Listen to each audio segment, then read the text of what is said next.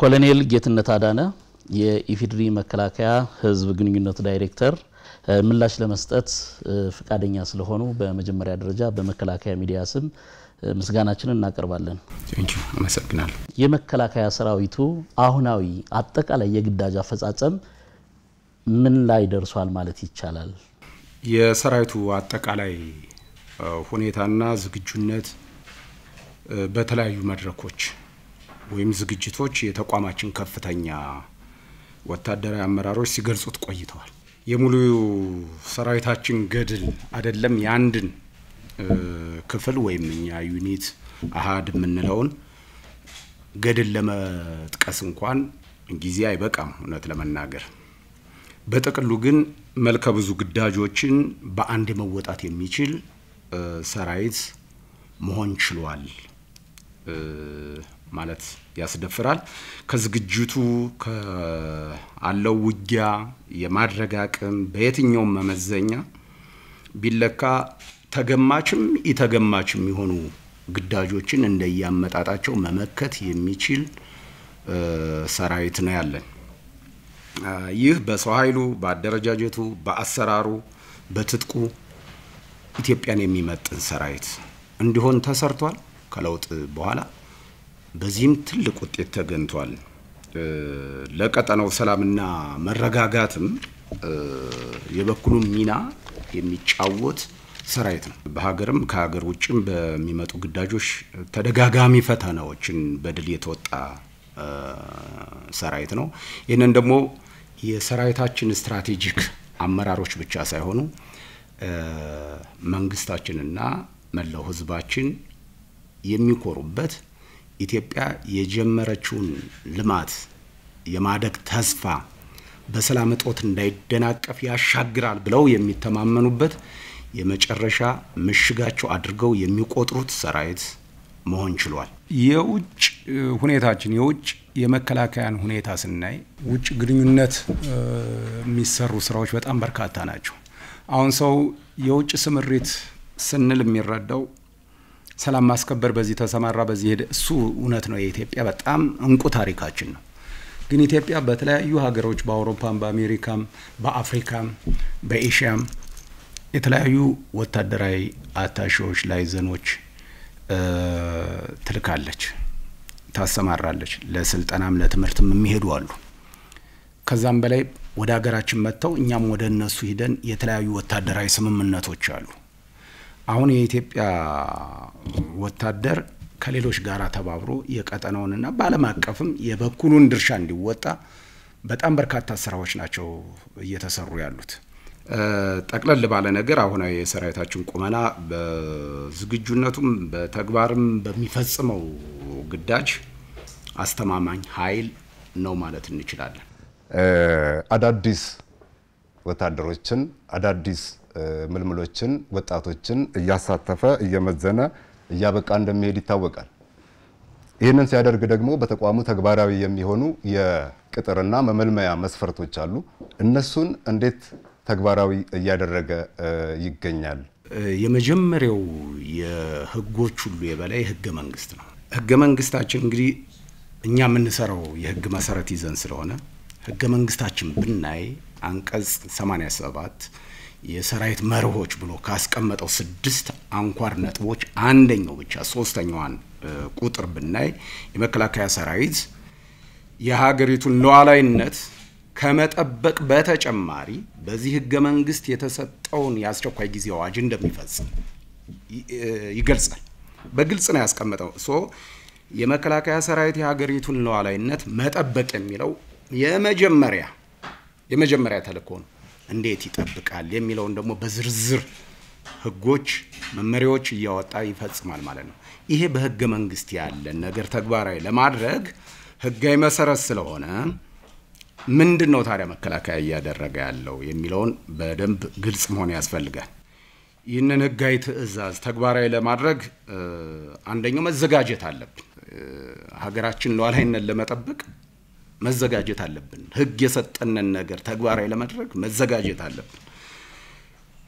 ዝግጅትን ከሚወስኑ ነገሮች አንደኛው መተካካት ነው። ሰራዊት መተካት መቻል አለበት። ተፈጥሮም ሆነ ሰው ሰራሽ ነገር ስላለ በጡረታ በተለያየ ነገር የሚወጣን ሰው መተካት መቻል አለበት።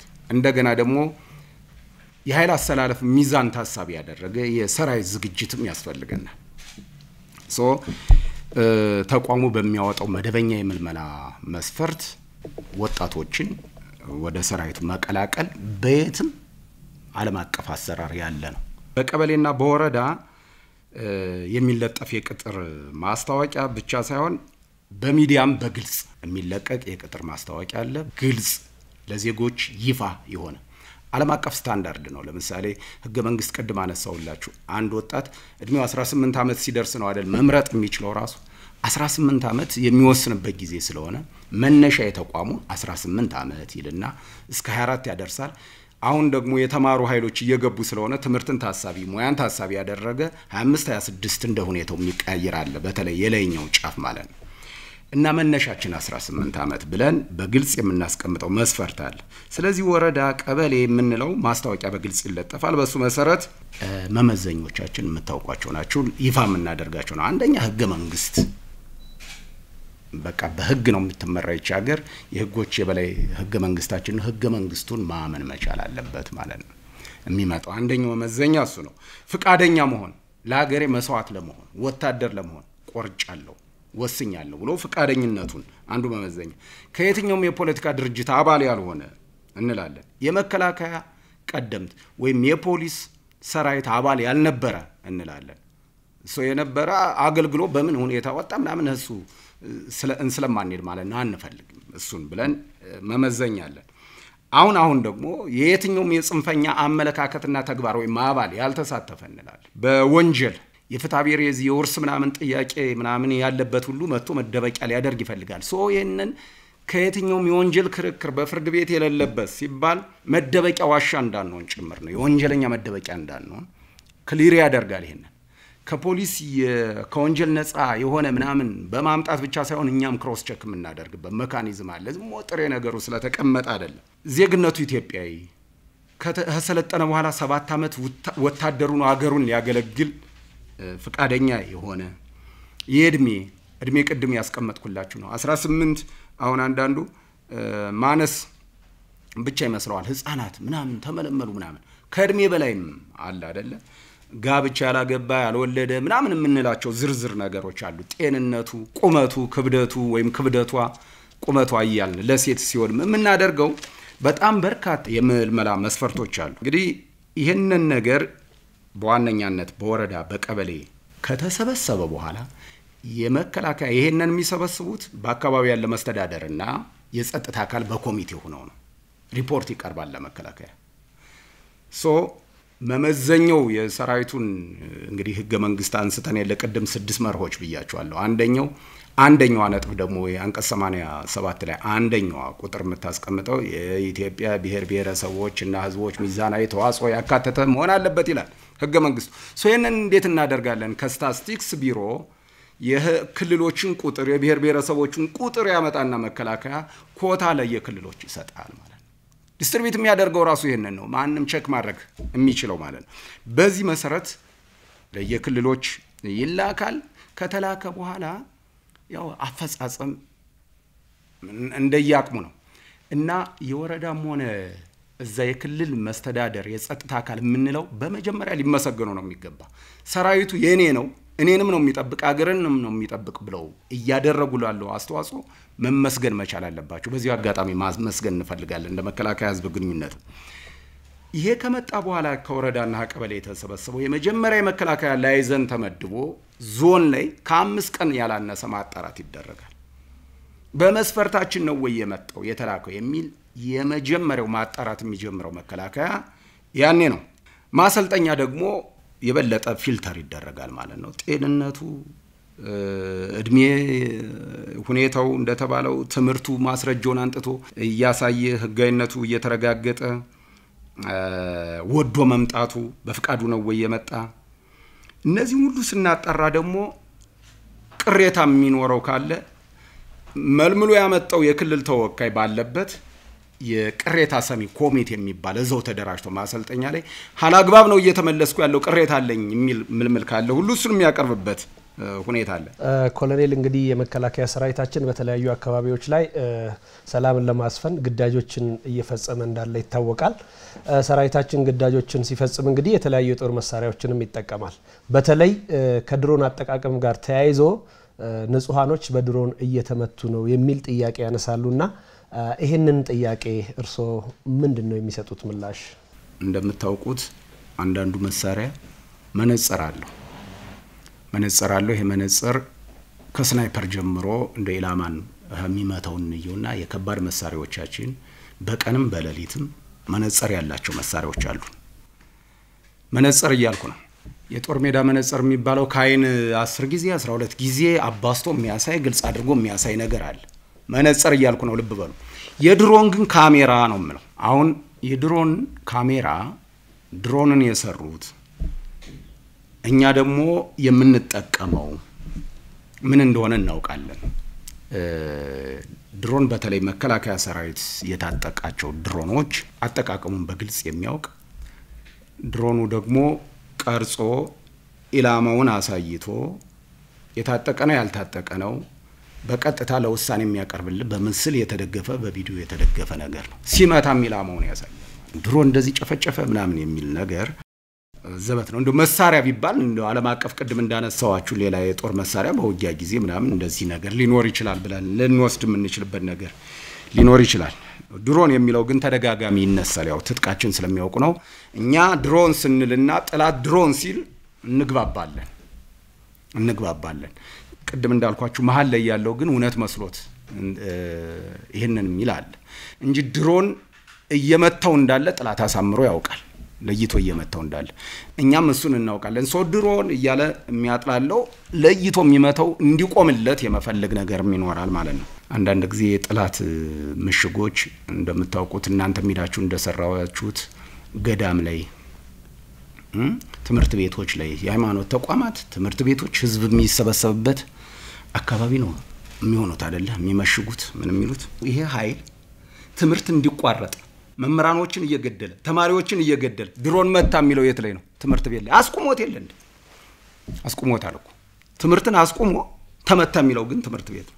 የት ያለው ተማሪዎች መምህራኖች እንዲንበረከኩ አድርጎ የሚረሽነው መረሸኑንም ተማሪዎች መግደሉንም ይፋ የሚያደርግልን መራይ ሽምብራ ትምህርት ቤት የነን ያክል ተማሪ ገደልን ምናምን ይያሉ ያወሩት እሱ ነው። ሶ የማያስተምረውን ተማሪ እሱ ባለበት ትምህርት ቤት እንዲቀር ያደረገ በድሮን ተደበደቡ ስላቅ ነው። ለነገሩ ይሄ ውሸት የማይሰለቸው ቡድን ባንድ ወቅት እኮ ነግሬያቸዋለሁ። ድሮን ከነ ፓይለቱ መተንጣል ነው ያለው አይደለ? እስከዚህ ድረስ እኮ ነው ዋሽው። ድሮን ፓይለት አለው እንዴ ምናምን የሚለው የሚያውቀው ነው። የማያውቀው ግን ይደናገራል። ስለዚህ ውሸት አይሰለቸውም። ውሸትን ሲደጋግሙት እውነት ይሆናል ብሎ አስቦ ሊሆን ይችላል። ይሄ በጭራሽ የሚሆን ነገርም አይደለም። የሰራዊታችን ባህሪም አይደለም። የድሮንም ራሱ ስሪት አይደለም። ስለዚህ ይሄ ገበያ ላይ ትምህርት ቤት ላይ ወዘተ እያለ የውሸት ፕሮፓጋንዳ ነው። ተኩስ ግን በሚኖርበት ጊዜ በሌሎች መሳሪያዎች ምናምን በሚኖርበት ጊዜ ግን ጉዳቶች ሊኖሩ ይችላሉ። ጉዳትን መቀነስ ላይ ነው ፎከስ የሚያደርገው። በሰሜኑ ጦርነትም ላይ ካያችሁት ጉዳት አይኖርም አይደለም። እሱን ለመቀነስ ግን መከላከያ ፕሮፌሽናል ይሄ ሩል ኦፍ ኢንጌጅመንት ስላለው የግዳጅ አፈጻጸም መመሪያ ስላለው በሱ ነው ግዳጁን የሚፈጽመው ብለን ብናልፈው ነው። ይሄንን ግን አጀንዳ ለምን ሆነ ነው። ለምሳሌ ሰሞኑን እንደምታውቁት የእርስ በርሳቸው መገዳደል መወነጃጀል ይሄ ጽንፈኛ በተለይ በአማራ ክልል የሚንቀሳቀሰው ለምሳሌ ቪዲዮ ብለው የለቀቁትን ደምቢደሎ ታጋሽ ተማሪ ምናምን ተብሎ የቀረበ አስቡ። እሱ ሲጋለጥ መምህራንን አንበርክከው እየወሰዱ በማህበራዊ ሚዲያ መጋለጥ ሲጀምር የእርስ በርሳቸው መገዳደልና መተማማት ሲሰፋ አጀንዳ ማስቀየሪያ ይሄንን ያመጡታል። በተለያየ ነገር ፐርፐዝሊ ነው የሚሰሩት ተደራጅተው። አንዳንዶቹም ሄደው ላይ የሌሉ ናቸው የሚያወሩት ይሄንን አጀንዳ የሚሰጡ ስለዚህ እኛ እናውቀዋለን ህዝባችን ግን ይሄንን አውቆ መከላከያ ሰራዊት ምን መሆኑን በተግባርም እያየ ስላለ አሁን እየታወቀ እየተነቃ የመጣበት ሁኔታ ላይ አለ ብዬ ማስቀመጥ እችላለሁ ይሄ ኃይል ዓላማ የሌለው ነው ለምን ዓላማ ነው እየታገለ ያለ ጥላቱ ማን ነው ሆትድርና አንፃር ነው ወታደሮች ስለሆናችሁ ጥላቱ ማን ነው ሀላይ የተሸበበው እንደ ካባ የደረበው ነገር ስርዓቱን ገዥ ፓርቲውን ምናምን ይሄ ካባ ነው በተጨባጭ ግን ጥላቱ ማን ነው ሆኖ እያየ ነው ያለ ካልን ህዝብ ነው ጥላቱ ቀረጥ የሚቀርጠው እሱን ነው ትምርት እንዳይማር የሚያደርገው እሱን ነው ተዘዋውሮ እንዳይሰራ ያደረገ ያለ እሱን ነው እሺ ዓላማ ካለህ ማለት ታገል ብሎ የመጣው ወታደሩን እየገደለው ያለ ራሱ ከውስጡ ላይ ያለ ራሱ ነው የማማተሩ ነገር ሌላ ነገር ሆኖ ይሄ 4 ኪሎ ምናምን እያለ የሚያማትረው እዛው ላይ ፖለቲካ ይሸበብ እንጂ ውስጡ የኢኮኖሚ ጥቅም ያለበት ሀብት ካላግባብ ማግበስበስ ያልሰራበትን አንዳንዶቹ እኮ ህዛ እየዘረፈ ሰላም አለ በሚልበት አካባቢ ሱቅ የሚገነባ ሁሉ እንዳለ እናውቃለን ስለዚህ አላስፈላጊ ከርሱን ለመሙላት የፖለቲካ ማሽሞንሞኛ ለዚህ ህዝብ ቁም ያለው ለዛ ህዝብ እንደዚህ ብያለው ምናምን ቢል እኛ እናውቀዋለን አውቀንም ነው መጀመሪያ እየታገልነው ያለነ ገና መጀመሪያው ሲጀመር ዛሬ አይደለም እናወራው ዛሬ ህዝቡም አውቆት አንዳንድ ሚዲያዎችም ሲደግፉት የነበረው ካወቁት በኋላ አይደለም የምናውቀው እኛ አነሳሱ ነው ዛሬ አይደለም እኔ መግለጫ የምሰጠው ተቋሜን ወክዬ በፊት ነው ስለምናውቀው ማለት ነው ስለዚህ ይሄ ኃይል በድሮን በእንደዚህ የሚለው የሱን ደካማ ጎን በሌላ ማላከክ ነው አመሰግናለሁ ኮሎኔል ጌትነት እንግዲህ እንደሚታወቀው በኦሮሚያና አማራ አንዳንድ አካባቢዎች በተፈጠረው የሰላም እጦት ችግር መከላከያ ሰራዊታችን ህግ የማስከበር ተልእኮን እየፈጸመ ነውና እስኪ በህግ ማስከበር ተልእኮ ላይ የተገኙ ውጤቶች እንዲሁም ደግሞ አሁን የመጣው ነባራዊ ለውጥ ምን ይመስላል የሚለውን ከርሱ አንደበት ቢገለጽ ከመንግስታችንና ከህዝባችን ጋራ በመሆን ሌሎች የጸጥታና የመስተዳደር አካላትም ሚናቸው እንደተጠበቀው ነው ይሄ ሰራዊት ግን በከፈለው መስዋዕትነት ባደረገው እልህ አስጨራሽ ትግል እና ተጋርሎ የመጀመሪያው ነገር የፕሪቶሪያ ስምምነት የመጣ በቱን ሁኔታ እናስታውሳለን የመጣበትን አግባብ እናስታውሳለን የሰራዊቱ መስዋዕትነት የሰራዊቱ ተጋርሎ ከፍተኛ ነው እሱ የሰላም ሁኔታ እንደተጠናቀቀ ብዙ ኃይሎች ተፈጥረዋል ለተባለው ሰላሙን የማይፈልግ ሊሆን ይችላል ባሰበው ሊሄድ ብዙ ነገሮች ቀድሞም ይሄንን ያሰበ ኃይል በየቦታው የተፈለፈለበት ሁኔታ ነበረ ዋነኛው ነገር መጀመሪያ ላይ የነበረው እንዴት ነው ሰሜኑ ጦርነት ተላቆ የሰላም ስምምነት ፕሪቶሪያ ቀድም እንዳልኳችሁ ሰራዊቱ በከፈለው መስዋዕትነት ከተገኘ በኋላ ምን ነበረ ከተባለ የክልል መስተዳደሩን መዋቅር ሊያፈርስ በሚችል ሽባ ሊያደርግ በሚችል ሁኔታ በኦሮሚያም ሸኔ በአማራ ክልልም ይሄ ጽንፈኛ ኃይል ወረዳዎችን ዞኖችን አክቲቭ እንዳይሆኑ ክልሎችን የመገዳደር ከዛ ደግሞ ወደ ፌደራል መንግስት ቀድም እንዳልኳችሁ 4 ኪሎን በዚህ ጊዜ እንገባለን ወዘተ አዲስ አበባን ከበናታል በቅርብ ርቀት ላይ ነው ያለ ነው ባህር ዳርን ያዝን ወይ ጎንደርን ያዝን ምናምን የሚባልበት ለኛ ለሰራዊት የቅርብ ጊዜ ትዝታችን ነው መስዋዕትነት እየከፈልንም እንዴት እንዳረጋጋ ነው ይታወቃል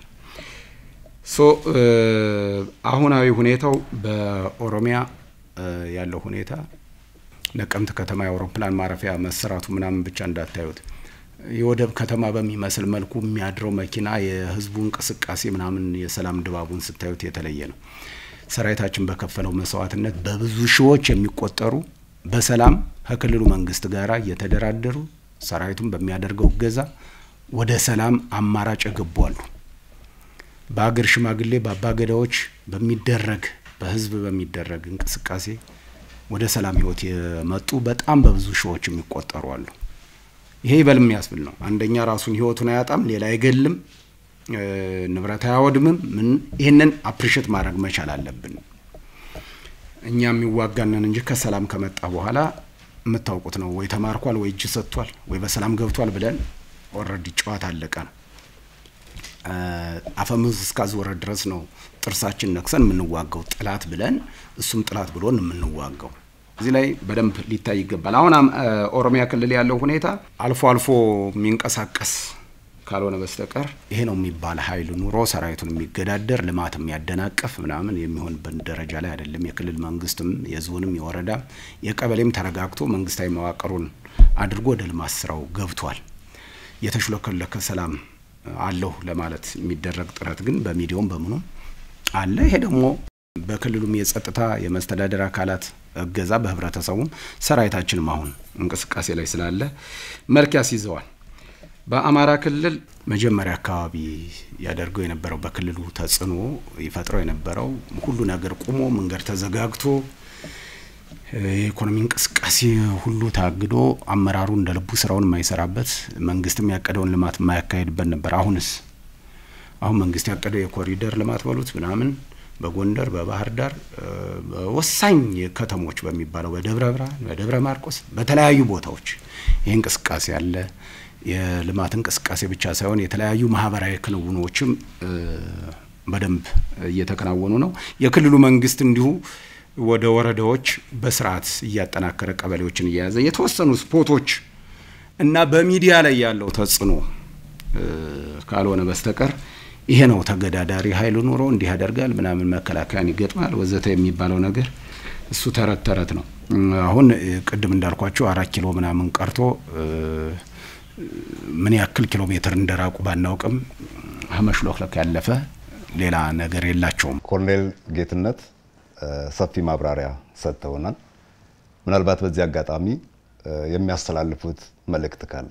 ከዚህ በኋላ የመጣውን ሰላምን የማጽናት ስራ ከሁሉም ዜጋ ይጠበቃል። ሰራዊታችንም እሱ ነው እያደረገ ያለው።